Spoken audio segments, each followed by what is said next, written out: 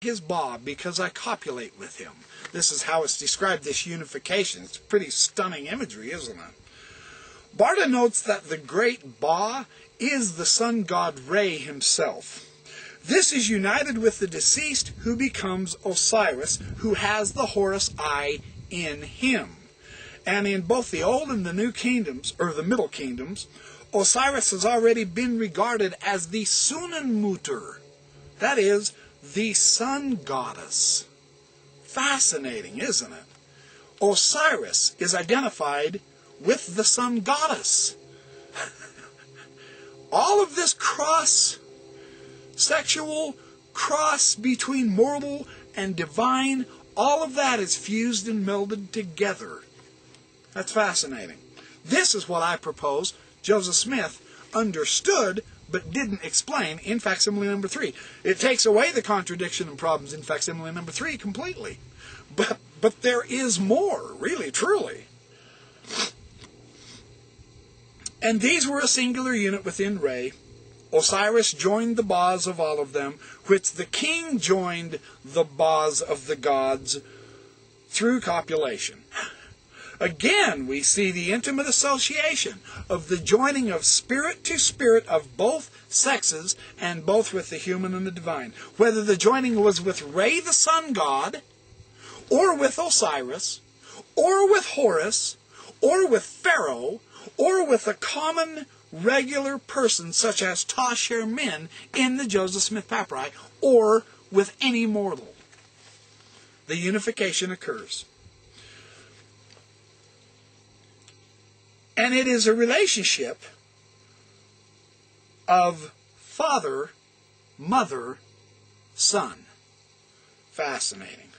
Altogether, they balance out the poles of existence, the day and the night, the male and the female, yesterday and tomorrow. All of these dichotomies are resolved with the unification. It is a blending and perfect balance, not only of nature, but of the sexes as well. So, now, in the Egyptian literature, in the Egyptological literature, Pharaoh is joined with either the male or the female gods or goddesses also. This isn't just Joseph Smith's anomaly in facsimile number 3. It's in the literature. It didn't matter whether he was called Pharaoh, Isis, Osiris, or Maat, since by the time of the death of the king or the private person, in facsimile number 1, you see, and their journey into and through the cosmos, that's facsimile number 2, and their arrival at the moment of deification, that's our facsimile number 3. They have all been joined back together to the primal original unity, which is the goal of all the ancient mystery religions the world over. Whether you go to Mesopotamia, the Greeks, the Africans, the Egyptians, the Hebrews, that is the whole point of all of the ancient mystery dramas. The ultimate meaning of the many goes back into the one. This is the idea. This is what Joseph Smith was trying to depict. That would be my proposal. Now, let's see. Oh, this is also good. Well, I've got to read this because, well, I'll read it. England notes that the potential duality caused by the creation, the Egyptians call it the splitting of atom into both male and female. That's atom, A-T-U-M. Now, it's interesting, isn't it? In the Jewish Kabbalah texts, Adam, the biblical Adam, was originally created androgynous. He was both the male and the female. Eve, being taken from one of his ribs, was depicting the splitting of the male off of the female, or the female off of the male. It's the same thing in the splitting of atom into both male and female in the Egyptian idea. This was overcome. And how it was overcome was by the rejoining and reuniting back into the cosmos after death. This duality and polarity, personalized through the sexes of male and female, was also polarized by the Egyptian idea of Nehe and Jet. These are the expressions of time that are two aspects of eternity. which is only in the singular anyway. The separation of the gods does not destroy the original unity. It only separates them from that unity.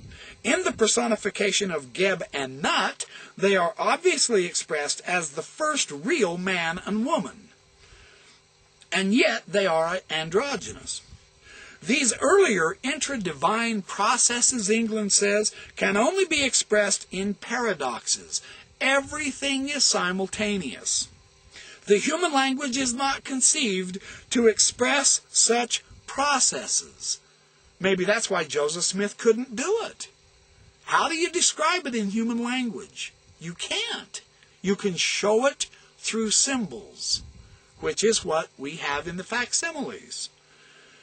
The images chosen work all the time with inversions. The process of differentiation then goes on. This new generation of Geb and Nut's children, that is Osiris and Isis, this works with further combinations of androgyny. So we end up with Geb and Shu, Nut and Tefnut. They are also androgynous, as are Osiris and Isis. England even notes that Seth and Nephthys are not totally separate in their sex, but androgynous mostly. The sex didn't matter so much as the power and the office of the gods and the goddesses and the nature functions that they represented. Now here's what they represent. The goddess Maat in our facsimile number 3, the one where Abraham is on Pharaoh's throne, and he's teaching the principles of astronomy. The office of Maat represents truth and order. And Pharaoh had to embody Maat by uniting with the gods and the goddesses, because Pharaoh had to rule in truth and order. The king is Godhead. Bonnet has shown in his real lexicon that the king is a revelation of the Godhead himself. And everything that happens behind the human performance, the divine must clearly show through. Isn't that why Joseph Smith identified Pharaoh and Prince of Pharaoh with Maat and Isis? Of course. The divine has to show through. It didn't matter whether they were male or female. That's irrelevant to the Egyptians. Bonnet declares that the priest of the king himself was thought of as the embodiment of the God himself. He says, Dem König einem Priesterzu, der in Gestalt und Aussehen des Imhotep ist. Where Imhotep is the name of the god, Bonnet showing the priest of the god is in the form and looks like the god. In the Isis temple of Bebet, Isis tells the king, I reward you with my throne as king, the first of all the living, and all that stands in all of the countries, and all that the sun encircles is under your supervision on my throne. Isis is the power. She is the throne. She is the throne of Pharaoh. That's precisely why Pharaoh is identified with Isis in the hieroglyph in facsimile number 3. There is not a contradiction here, people. Isn't that fascinating?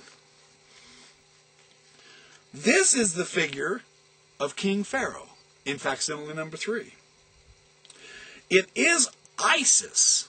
That's true in the facsimile. But the king and Isis have been united, and they are the same. They are the same in authority. If you call the figure King Pharaoh or Isis, it wouldn't matter. It's irrelevant. He's both. He's all of them. He has united with them.